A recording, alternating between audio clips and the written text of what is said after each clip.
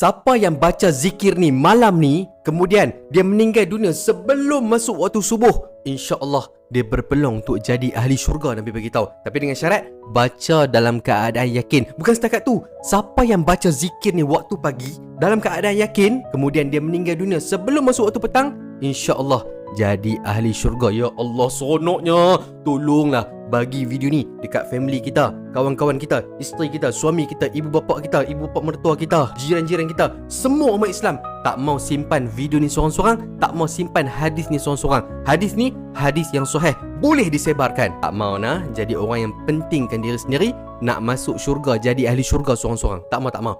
Sebarkan, repost, share, bagi dekat semua orang. Okey, dah share dah repost dah. Mantap. Jom kita baca zikir ni sama-sama nah.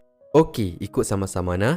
Allahumma anta rabbi la ilaha illa anta khalaqtani wa ana abduka wa ana ala ahdika wa wa'dika mastata'tu a'udzu bika min syarri ma sana'tu abu'u laka bi ni'matika alayya wa abu'u bi dhanbi faghfirli fa innahu لا يغفر الذنوب إلا أنت.